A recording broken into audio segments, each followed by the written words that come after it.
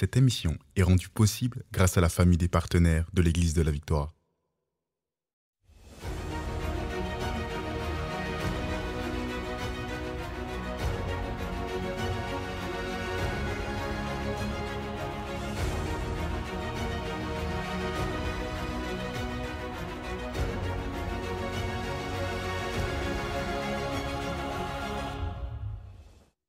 Bien, alléluia, gloire à Dieu. Est-ce que vous êtes prêts aujourd'hui? On va aller dans la parole encore une fois. Aujourd'hui, on aimerait ça vous dire comment vous avez été rachetés de la pauvreté. Oui, vous avez été rachetés de la pauvreté. Et si vous dites, mais je suis encore pauvre, bien, c'est le temps de vivre un changement. Mais le changement commence avec nos pensées. On doit premièrement être transformé par le renouvellement de notre intelligence afin de discerner quelle est la volonté de Dieu, ce qui est bon, agréable et parfait. Et on doit voir ce que Dieu dit. On met de côté ce que les hommes ont dit, on fait du ménage au niveau de nos pensées et on voit, voici ce que Dieu a dit. Et là, on dit, ça, je crois que tu as raison. Et puis, comme Dieu a raison, on vit des transformations dans nos vies. Donc, Pasteur Chamine, peut-être tu peux lire Deutéronome 28, verset 48 ici. En fait, ici, là, on voit, Pasteur Chamine, à partir du verset 15 de Deutéronome 28, on voit la malédiction en opération. Et nous, ce qu'on veut, c'est Deutéronome 28, 1 à 14. C'est ça qu'on veut vivre. Mais la malédiction règne dans notre monde et voici le témoignage de la malédiction. C'est ça. Alors, c'est écrit au Deutéronome 28, verset 48, « Vous aurez faim, vous aurez soif, vous manquerez de vêtements et vous serez privés de tout. » C'est une malédiction. Il y a des gens qui disent, ben moi, j'ai faim et soif, je manque de tout, mais c'est la volonté de Dieu. Non, c'est ça. Ben, en fait, c'est soit qu'on croit Dieu ou on croit la Bible. Ben, tu crois qu'on croit Dieu et la Bible ou on croit nos opinions, en fait. Je ne sais pas, dans ton ministère, au niveau du pastorat, est-ce que tu as rencontré beaucoup de personnes qui se justifiaient beaucoup dans leurs expériences, leurs opinions, ou les gens que tu côtoies sont plutôt bibliques? Ça arrive surtout quand on attend depuis longtemps. Quand on attend la provision depuis longtemps, quand on attend la guérison depuis longtemps, quand on attend des choses depuis longtemps de Dieu, rapidement, les gens vont se dire « Oh non, c'est que Dieu ne veut pas me les donner ou c'est que je dois vivre cette pauvreté ou cette difficulté. Souvent, c'est l'épreuve, la longueur de l'épreuve qui va amener les gens dans ce genre de pensée. Mais dans tous les cas, on l'a vu dans les émissions, Romains 8, 1, il n'y a pas de condamnation à ceux qui sont en Christ. Quel que soit le temps que ça a duré, quel que soit combien de temps vous attendez la main de Dieu, la provision, quel que soit ce que vous vivez en ce moment, il n'y a aucune condamnation sur vous. Il faut que vous refusiez que cette malédiction-là, on voit que c'est une malédiction. Or, Dieu nous dit qu'on est béni. Avec Galates 3, il nous dit que Christ a porté cette malédiction à la croix pour que nous puissions récupérer la bénédiction que Dieu nous avait promis ainsi que son esprit. Donc, du coup, cette portion n'est pas la nôtre. Mais c'est vrai que les gens, des fois, vont avoir cette pensée que Dieu a donné, Dieu a repris. Tu vois un peu d'une façon, si j'ai donné ma vie à Dieu et que je vis le manque, c'est que Dieu veut que je vive le manque. Mais c'est une pensée humaine, ça. C'est pas la pensée de Dieu. Ça serait d'établir notre foi à partir de nos expériences plutôt que la parole. Exactement. Mais pour vivre victorieusement, il faut croire la parole, peu importe nos circonstances. C'est ça, exactement. Donc, qu'est-ce que tu dis à quelqu'un qui te dit, ben, Pasteur Chamim, moi, j'ai semé dans le passé, j'ai prié, et puis voilà, je me retrouve dans des problèmes. Et je pense qu'au final, peut-être Dieu veut, pour ma vie en tout cas, Dieu veut que je sois pauvre dans le monde. Qu'est-ce que tu dis en tant que pasteur? En général, je vais lui dire de faire attention à cette pensée parce que où est-ce que la pensée nous amène, ça va nous montrer si ça vient de Dieu ou pas. Si quelqu'un accepte de vivre dans la pauvreté, ça veut dire qu'il décide d'avoir une nouvelle identité. Son identité devient « je suis pauvre et je manque pour le restant de ses jours ». Est-ce que ça correspond à ce que Dieu nous a dit? Non. Donc, cette pensée n'est clairement pas de Dieu. Mais ça correspond à ce qui est véhiculé dans les églises, C'est ça, et aussi par les épreuves, des fois. Mais dans tous les cas, il faut regarder, quand vous arrêtez dans une difficulté ou dans ce que vous vivez, demandez-vous, est-ce que la pensée que vous avez en ce moment, est-ce que ça vous éloigne de Dieu ou est-ce que ça vous rapproche de Dieu? Mais vous allez voir que la plupart du temps, ça vous éloigne de Dieu. Si, par exemple, dans ma vie, je me dis que je suis condamnée à vivre la maladie, par exemple, eh bien, je vais en vouloir à Dieu tout le restant de mes jours. Parce que tous les jours, je vais vivre dans la souffrance. Donc, cette pensée, ça m'éloigne de Dieu. Ça ne me rapproche pas de Dieu. Du coup, ce n'est pas une pensée qui vient de Dieu. Moi, j'encourage les gens avec Hébreux 6, 12, beaucoup aussi, à rester dans la persévérance. Parce que la parole nous dit que la foi doit être complétée avec la persévérance. Et ainsi, on hérite de ce que Dieu a promis. Il dit de rester dans la persévérance. Si aujourd'hui, je n'ai pas encore vu le fruit de ma foi, mais je continue à l'attendre parce que j'ai choisi de vivre par la foi. J'ai déjà choisi un chemin eh ben, je vais aller dans ce chemin jusqu'au bout. Et la foi ne ment pas, en fait. Exactement. Mais il faut que notre foi soit dans la parole de Dans Dieu. la parole de Dieu. Et c'est ça qu'on veut vous donner aujourd'hui. On veut vous donner des versets. Donc, vous pouvez aller chercher un petit calepin, un stylo pour prendre en note des versets parce qu'on veut vous donner la parole de Dieu. Pas la parole de l'homme, pas nos opinions, mais on veut vraiment vous donner les versets clés. Et puis après, vous pourrez méditer sur ces versets et dire, Seigneur, je crois ce que tu dis. Et des fois, on fait une seule lecture et puis on ne croit pas encore. Des fois, on est comme ça, les êtres humains. On lit, oui, c'est bien, ouais, je crois, c'est vrai, mais est-ce que je crois pour moi-même? C'est une autre chose, en fait. Des fois, on croit, c'est vrai, mais pour quelqu'un d'autre. Pour les autres. Mais si je dis un instant, c'est vrai, Dieu dit la vérité, c'est vrai pour les autres, et c'est même vrai pour moi. Et c'est quand je crois que c'est vrai pour moi, c'est alors que je vais vivre la différence. Donc, Dieu n'a jamais destiné les siens à vivre sous la malédiction de la pauvreté. Premièrement, il faut identifier la pauvreté comme étant une malédiction. Si je crois que la pauvreté fait partie de la bénédiction, bien là, je fais violence aux Saintes Écritures. Parce que Deutéronome 28, versets 1 à 14, nous parle de la provision de Dieu. Quand nous marchons sous le parapluie de la bénédiction, Dieu pourvoit.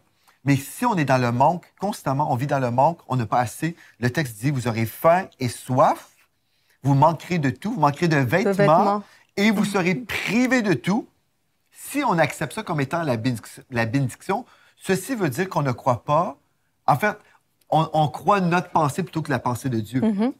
Donc, il faut premièrement identifier la pauvreté comme étant une malédiction. Et j'ai vu des fois des chrétiens qui disaient, non, être pauvre, ce n'est pas une malédiction. Mais vous basez votre opinion sur quoi, là? Moi, je ne comprends pas. Quand les gens, des fois, nous reprennent même... je sais que Pasteur Gwen a écrit un chant, Richement béni, et puis dans les paroles de ce chant-là, il dit « Je choisis de croire et de recevoir ». Et quelqu'un a écrit sur YouTube, quelqu'un disait « On n'a pas le droit de choisir, de croire et de recevoir, c'est Dieu qui choisit à notre place ».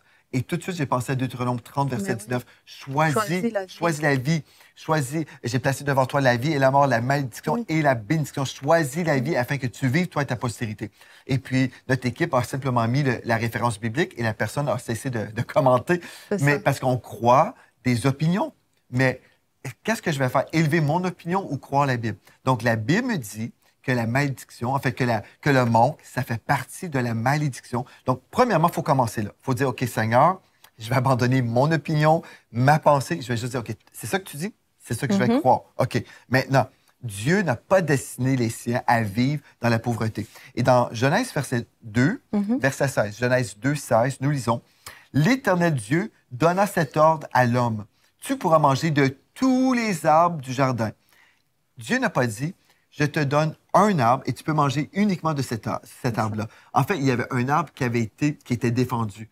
Mais remarquez, ce n'était pas la majorité des arbres qui étaient défendus. C'était un arbre qui était défendu et les autres, tu peux manger de tous les arbres parce que Dieu, en fait, n'était pas limité. La provision de Dieu n'est pas limitée. Si on considère la provision de Dieu comme étant une rivière, si je viens prendre une coupe de la rivière, OK, je vais boire de cette coupe, bien, Pasteur Chamine va avoir assez encore pour aller se servir elle-même. Mais quand on a une mentalité de limitation, on s'imagine, ah non, mais si je suis béni, ou si telle personne est bénie, il va en avoir moins pour moi. Pour moi, c'est ça. Et ça, c'est une mentalité tellement humaine, mais dans la provision de Dieu, il y en a assez pour tout le monde. Et cette pensée de limitation n'est pas simplement sur le plan financier, mais c'est au niveau du ministère, même en général. Des fois, on s'imagine, ah bien, si telle église prospère, je vais avoir moins d'âmes dans mon église. Mais non, il y a des âmes perdues partout dans la ville. C'est vrai. On n'a pas à craindre de ne pas avoir assez de membres. On peut aller gagner des âmes à Christ. C'est ça, en fait, la vision une vision illimitée va dire, je vais aller gagner des âmes à Christ. Mais quand j'ai une vision limitée, je vais dire, ah non, c'est seulement ces brebis-là qui sont disponibles. Voyez-vous comment le diable a travaillé parmi nous? Donc, ici, on peut avoir accès à tous les arbres du jardin. Ça, c'était dans le jardin d'Éden, évidemment.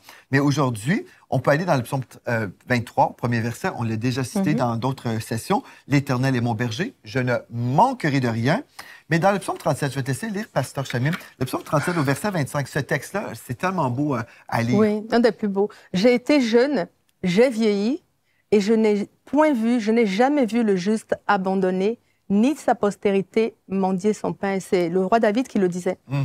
Et dans la version Parole de vie, ça dit « Je n'ai jamais vu ses enfants mendier leur nourriture. » C'est ça. Donc le juste ne mendie pas, le juste n'a pas faim, ni lui, ni ses enfants. Je me souviens, quand je lis ce texte-là, je pense à une de mes grandes tantes. qui s'appelait Colombe. Elle est déménagée au ciel aujourd'hui. Comme ma maman. Oui, en fait. Et puis, Colombe, tante Colombe, elle n'était pas très, très riche à l'époque. Elle avait des très grands soucis financiers. Elle avait, je pense, 3 filles. Et puis, elle était divorcée. C'était compliqué sa vie, c'était triste. Et puis, tout ça. Mais elle avait une foi en Dieu. Et puis, un jour, ses filles disaient, Maman, j'aimerais ça manger des pommes. Et puis, ma tante, ma grande-tante, n'avait absolument rien à manger dans la maison. Wow. Mais elle a dit, on va s'asseoir à la table et on va prier notre Dieu. Des fois, on va s'asseoir, on va prier pour les plats qui sont déjà là. On va dire, merci Seigneur pour cette bonne nourriture que tu nous as donnée. Mais là, il n'y avait rien à manger. Rien à manger. Mais elle a dit à ses filles, elle a dit, vous voulez avoir des pommes? On va prier Dieu et Dieu va nous envoyer des pommes. Et puis, elle était là, elle priait avec ses 3 filles. Elle disait, Seigneur, tu vois le désir de notre cœur, on veut manger des pommes. On te remercie parce que les pommes arrivent dans le nom de Jésus. Et puis, quelqu'un est venu frapper à la porte. Wow. C'était un vendeur de pommes. Et je n'ai jamais rencontré un vendeur de pommes de toute ma vie. Mais cette journée-là, le vendeur de pommes est arrivé à la maison. Et puis, ma tante ouvre la porte. Et puis, le monsieur, aujourd'hui, je ne sais pas si c'est un ange, mais en gros, cet homme qui était là, a dit, voilà, madame, j'ai des pommes ici. Et ma tante a dit, j'ai pas les moyens pour acheter ces pommes-là. Et le monsieur, il dit, il n'y a pas de souci, je vous offre les pommes. Et puis, elle était heureuse, elle a pris ses pommes. Et puis, elles ont mangé. Donc, ma tante, avec ses 3 filles, elles ont mangé des pommes. Excellent. Moi, je crois que c'est un ange. Personnellement, je pense aussi. Il n'y a pas de vendeur ambulant de pommes au Canada. Au Canada, en tout cas, j'en ai jamais vu. Non, c'est ça, moi non plus. Mais ma tante était dans la foi.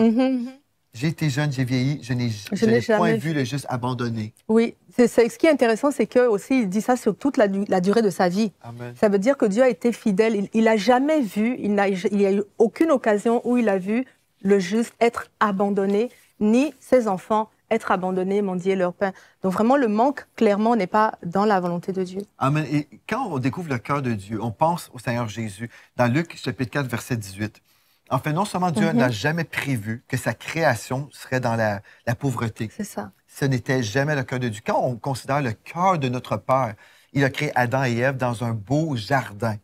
Un beau jardin. Il n'y avait pas l'hôpital d'Éden. L'hôpital d'Éden n'existait pas parce qu'ils étaient en parfaite santé. Ils n'avaient pas non plus, je ne sais pas, un centre de la ville où on devait aller se présenter pour avoir de l'épicerie parce qu'on avait... La banque alimentaire. Non, il n'y avait pas de banque alimentaire à l'époque. Non, parce qu'il y avait vraiment l'abondance. Ça, c'est le cœur de notre Père. Et en fait, vous savez, la pauvreté a touché le cœur du Seigneur, même dans la vie du Seigneur Jésus. Remarquez, quand Jésus a cité Ésaïe, on retrouve en fait le premier groupe qui est adressé dans Luc 4, 18. Peut-être, Pasteur Sommel, tu peux aussi le C'est ça, c'est le Seigneur Jésus qui dit, il dit, « L'Esprit du Seigneur est sur moi parce qu'il m'a oint pour annoncer une bonne nouvelle aux pauvres. » Premièrement, c'était aux pauvres. Ouais. Et on voit la description pour guérir ceux qui ont le cœur brisé. Oui, toutes ces choses-là, mais la première bonne nouvelle. Le premier groupe là, qui est ciblé, c'est les pauvres. Ouais. Parce que Dieu veut nous libérer de la pauvreté. La pauvreté crée beaucoup de souffrance, en fait.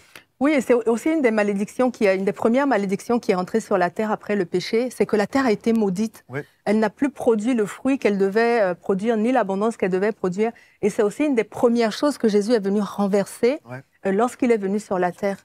Et en fait, si on définit le mot pauvre, ça veut dire réduit à la mendicité, à demander l'aumône, privé de richesse, d'influence, de position, d'honneur, manquant de toute chose. Wow. C'est clair. C'est ça, être pauvre. Mais on a élevé la pauvreté dans l'Église chrétienne. On a élevé la pauvreté comme si c'était quelque chose de bien. Oui, c'est ça. Si je suis pauvre, je plais à Dieu. C'est bien, c'est bon.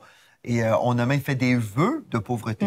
Le vœu de pauvreté veut dire, je m'engage, je fais ce vœu d'être maudit. Oui, c'est ça. D'être maudit. Pas juste de manquer. Puisque la pauvreté, ça fait partie de la malédiction, comme on l'a dit. Je fais un vœu d'être maudit. Wow! Mais c'est un non-sens quand on y pense, en fait. C'est très fort. Mais quand on lit la Bible, c'est ça qu'on réalise. Ah, wow! C'est ça qu'ils ont fait. Ils ont fait le vœu d'être maudits. Mais Dieu veut qu'on soit béni. C'est fou parce que c'est vraiment une pensée contemporaine. Dans l'Ancien Testament, en tout cas, beaucoup des hommes de Dieu, y compris le roi David qui disait qu'il n'a jamais vu le juste mendier. Tous les hommes de Dieu étaient dans l'abondance. Même Abraham était fort riche, Isaac, Jacob, n'en parlons pas. Ils ont toujours été très opulents et très influents dans leur vie. Tous les personnages bibliques. En fait, c'est ça, Joseph. Quand Jésus a parlé, en fait, concernant c'est difficile à un riche d'entrer dans le royaume des cieux, en fait, parce que souvent, ceux qui sont riches aiment la richesse plutôt que Dieu. Mais moi, ce que je trouve remarquable aussi, c'est les disciples du Seigneur Jésus, ils étaient scandalisés par les propos du Seigneur Jésus. Ils étaient comme, mais qui à ce moment-là peut être sauvé? Parce que pour eux, ils avaient compris que Dieu bénissait. Donc, ils disaient, mais on connaît tous les patriarches, ils étaient tous bénis dans l'Ancien Testament, mais qui donc peut être sauvé? Et là, Jésus a dit, avec Dieu, avec l'homme, c'est impossible, mais avec Dieu, tout est possible. C'est ça. Donc, en fait, on comprend même, les disciples du Seigneur Jésus, les apôtres comprenaient que le service pour Dieu, le fait d'aimer Dieu, fait en sorte qu'on reçoit de Dieu. L'amour de Dieu, c'est ça. L'amour de Dieu se manifeste. C'est ça. Dans Malachie, ça dit qu'il y a forcément une différence entre celui qui aime Dieu et celui qui ne l'aime pas. C'est ça.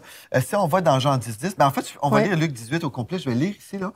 Donc, l'Esprit du Seigneur est sur moi. Jésus disait, l'Esprit du Seigneur est sur moi parce qu'il m'a oint, donc oint du Saint-Esprit, pour annoncer une bonne nouvelle aux pauvres. Amen. Donc, vous êtes pauvres, voici la bonne nouvelle. Amen. Vous n'êtes pas obligé de rester dans la pauvreté. Jésus pourvoit. Dieu pourvoit tous vos besoins selon sa richesse avec gloire en Jésus-Christ. Ça, c'est une bonne nouvelle aux pauvres. Il m'a envoyé pour guérir ceux qui ont le cœur brisé, pour proclamer aux captifs la délivrance. Vous êtes libérés en Jésus-Christ. Donc, c'est une proclamation. Ce n'est pas une supplication. Seigneur, s'il te plaît, fais quelque chose. C'est une proclamation. Et aux aveugles, le recouvrement de la vue, pour envoyer libres les opprimés, pour publier une année de grâce du Seigneur, une année de faveur. Alléluia. Amen. Maintenant, quand on considère, on a tellement élevé la pauvreté, on a célébré la malédiction, mais en fait, on doit découvrir qui est notre Dieu et qui est notre ennemi.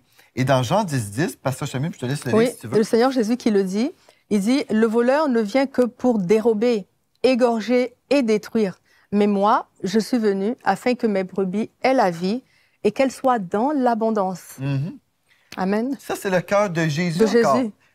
Mais en fait, on a simplement besoin de se mettre en accord avec ce que Jésus a dit lui-même. Et c'est intéressant parce que ça nous montre ce à quoi on a droit quand on est un enfant de Dieu. Donc peut-être même qu'avant, ou peut-être dans votre famille, dans vos générations, personne ne servait le Seigneur, et peut-être que vous êtes le premier à servir Dieu, et peut-être qu'il y a beaucoup de pauvreté dans votre famille.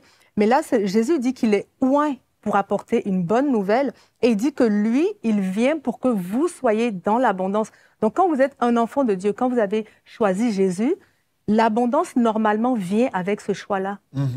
Elle est votre héritage à vous. Amen. C'est notre héritage, mais tout comme dans le monde naturel, Pasteur Chamim, tu peux recevoir un héritage, mais si tu ne vas pas chercher l'héritage... Il faut le prendre. Mais si tu dis, mais j'en suis pas digne. Si tu dis, j'en suis pas digne, non, je ne mérite pas ça, on peut laisser notre héritage. Et puis, en fait, ce qui s'est produit dans le monde chrétien, c'est qu'on a laissé notre héritage entre les mains du diable. On a cru, on ne méritait pas ça. Et on pensait même que ce n'était pas la volonté de Dieu. Mais Dieu nous a laissé un héritage en Jésus-Christ. Nous sommes co-héritiers. Je me dis des fois, quand je lis la Bible, je me dis, on est co-héritiers. Mais comment est-ce qu'on peut dire, non, c'est pas pour nous? Mais pourquoi on chasse la bénédiction? Et même souvent, j'ai entendu des pasteurs prêcher. Ah, la bénédiction, tout le monde va entendre parler de la bénédiction. Oui, tout le monde va entendre prêcher sur la bénédiction, mais les gens ne veulent pas entendre parler sur la sanctification. Et là, on s'élève comme si on est plus saint parce qu'on prêche sur la sanctification. J'aimerais vous dire, en fait, le message le plus populaire, le plus répandu dans le monde francophone, je pense, c'est vraiment le faux message de la sanctification. La sanctification par le légalisme. C'est pas le vrai message de la sanctification. Le vrai message de la sanctification, c'est la prédication du message de la grâce. La grâce nous enseigne à renoncer au péché. C'est la grâce de Dieu, pas la condamnation. Mais il y a beaucoup de personnes qui condamnent, et on s'imagine à tort que si je condamne mon prochain dans une prédication, bien, je fais le travail de Dieu. Non, en fait, il n'y a aucune condamnation pour ceux qui sont en Jésus-Christ. Donc, ce n'est pas en condamnant mes frères et mes sœurs qui vont devenir plus saints, c'est en leur annonçant leur sainteté en Jésus-Christ. En Christ, vous avez été rendus saints, et parce que vous êtes saints aujourd'hui, vous allez marcher dans la sainteté parce que vous allez vous voir comme étant des saints. Et la nouvelle façon de se voir va faire en sorte qu'on va abandonner le péché et on va avancer dans la sainteté. Ça, c'est la réalité.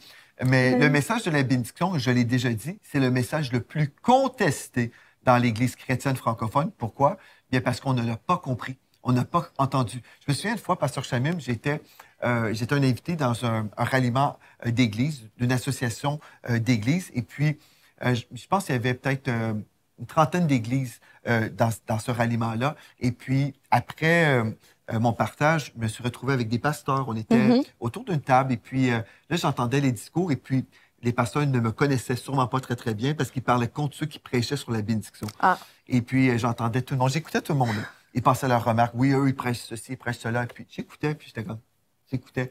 Et après, j'ai dit, mes frères, j'ai dit, je suis l'un de ces pasteurs qui prêchent sur la bénédiction. Et là, tout le monde, le malaise. Wow. Là, c'était le malaise. Hein? Mais en même temps, j'ai dit, en fait, voulez-vous que je vous explique c'est quoi le message de la bénédiction? Et là, j'ai expliqué, comme j'explique aujourd'hui. Et puis là, après, les pasteurs m'ont dit, ben, on croit ça. Au final, ben, ça fait du sens. Ouais. Ils m'ont tous invité dans leurs églises. Et puis, je suis allé prêcher dans leurs églises. C'est ça. J'ai prêché la vérité dans leurs églises. Mais au départ, ils avaient des appréhensions. Oui, mais des préjugés. Voilà. Ils avaient des préjugés. Mais on se laisse voler par nos préjugés. Mais qui inspire ces préjugés? C'est le diable. Il veut qu'on vive sans notre héritage. Parce que si on vit dans notre héritage, on va faire des exploits. Avec Dieu, nous ferons des exploits. Avec le diable, on n'en fera pas. Et c'est ça que le diable veut pour nous, en fait. Donc, OK, l'apôtre Paul a confirmé ce message de l'abondance que Jésus aussi a adressé. Pasteur Chamim, je te laisse lire ce texte-là. C'est super. On l'a vu, je pense, dans une session précédente, mais c'est toujours bon de le relire. 1 Timothée 6, au verset 17, recommande aux riches du siècle présent de ne pas être orgueilleux et de ne pas mettre leur espérance dans des richesses incertaines, mais de la mettre en Dieu, qui nous donne avec abondance toutes choses pour que nous en jouissions. Amen. Gloire à Dieu. Ça, c'est tellement beau. Puis si tu l'as lu dans la version Amplified, traduite en français, je te laisse lire celle-là aussi. Dieu nous fournit richement et sans cesse tout pour notre plaisir. Wow. Richement et sans cesse, c'est continu. Amen. C'est gloire à Dieu. Pour notre plaisir. Oui. Donc, Dieu n'est pas contre notre plaisir, mais il veut changer notre cœur pour qu'on soit comme lui, en fait. Oui. Hein? C'est tellement bien. Donc, Jésus a été loin pour annoncer une bonne nouvelle aux pauvres. L'apôtre Paul a confirmé ce message de l'abondance. Alléluia. Et il y a un autre texte qu'on peut retrouver dans la parole de Dieu ici, là. C'est le même texte qui poursuit, en fait, dans la version Amplified, amplifiée. Le texte dit « Recommande-leur de faire du bien et d'être riches en bonnes œuvres, d'avoir de la libéralité, de la générosité et de s'amasser ainsi pour l'avenir un trésor placé sur un fondement solide afin de saisir la vie éternelle. Wow. Pas le manque, en fait, mais la vie éternelle. Alléluia, gloire à Dieu. Donc, toi, Pasteur Chamim, quand tu rencontres des gens à l'Église, OK, des gens qui viennent de se rajouter à l'Église, mais qui ont un parcours de souffrance, OK, la maladie, le manque, la pauvreté, toutes ces choses-là. Mais les gens commencent à entendre nos enseignements et puis ils se posent la question, est-ce que c'est possible pour moi? Je ne sais pas, dans ton expérience pastorale, raconte-nous un petit peu ce que tu as vécu et comment tu as pu les encourager. Ce que je vois vraiment, c'est que quand les gens suivent vraiment l'enseignement, quand on les prend d'une année à l'autre, ils sont entièrement transformés. Gloire à Dieu. Entièrement, et non seulement eux, mais aussi leur famille et leur entourage. Donc, c'est un message qui non seulement libère la personne, mais libère aussi complètement ceux qui sont autour d'elle. Maintenant, il y a des personnes qui veulent rester, qui veulent camper dans leur retranchement. Ils veulent rester dans ce qu'ils connaissent. Ils finissent par partir parce que ce message nous pousse à aller de l'avant.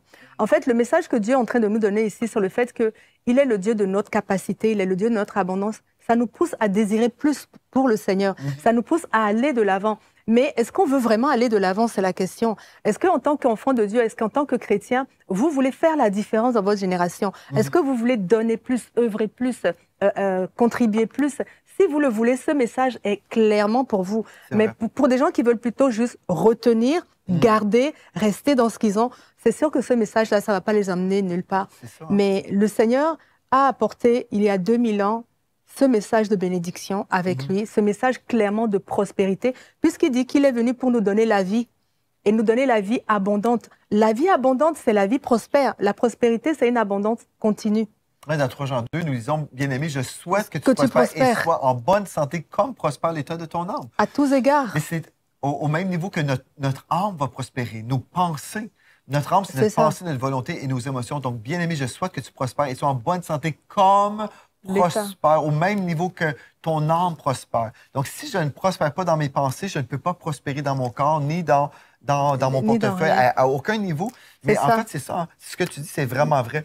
Je l'ai déjà entendu par une membre de l'Église ici. Oui. Elle disait, à l'Église de la Victoire, c'est soit que tu changes ou tu quittes. Ou tu quittes, c'est ça. Tu peux pas, c'est ça. Parce que ici, on est radical. Dieu dit la vérité et peu importe ce que les hommes ont enseigné dans le passé, ce que Dieu dit, c'est ça qu'on va croire, en fait. Mais la vérité est là pour nous transformer, pour transformer nos cœurs. On a dit qu'on est renouvelé. Ouais. Notre intelligence est renouvelée par quoi? Par la parole de Dieu, par la pensée de Dieu. Et alors, si on veut aller plus loin avec le Seigneur, forcément, la parole va être notre outil. Mais si notre désir, c'est de rester dans ce qu'on est, ce qu'on a, ben, ce n'est pas la peine d'aller plus loin avec la parole. Jésus va forcément vous emmener plus loin. Il n'y a pas un seul endroit dans la Bible où Jésus est passé, il ne s'est rien passé derrière lui. À chaque fois qu'il est entré quelque part, il y a eu une prospérité, il y a eu une vie, il y a eu une guérison, il y a eu un miracle. Il est toujours accompagné de prodiges et de signes. Donc, si vous laissez entrer Jésus dans votre cœur, sachez que votre vie va être transformée déjà, du tout au tout. Et comme on l'a lu aussi, David, il dit, mais je ne connais pas quelqu'un qui n'a pas été touché par Dieu. Depuis que j'ai été jeune, j'ai été vieux, je n'ai jamais vu le juste souffrir, je ne l'ai jamais vu abandonné. Je ne l'ai jamais vu triste, pauvre, ni mendier.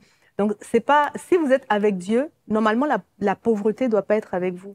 La pauvreté, le manque, etc., ça ne doit pas être avec vous. Moi, honnêtement, dans les soins pastoraux, je vois plutôt de la progression. Gloire à Dieu. Honnêtement, je vois des gens, et c'est mon plus grand plaisir, en fait, de voir des gens arriver d'un certain point, avec une certaine mentalité, de les orienter, de répondre à leurs questions. Mais quand on les voit 1 an, 2 ans après, c'est des agents de liberté, c'est des agents de réconciliation, c'est des agents de bonnes nouvelles. Partout où ils vont, ils transforment l'atmosphère spirituelle parce qu'eux-mêmes, ils portent quelque chose de nouveau. Et c'est vraiment glorieux. Honnêtement, ceux qui restent et qui sont assidus, ils transforment le monde déjà dans leur maison et autour d'eux.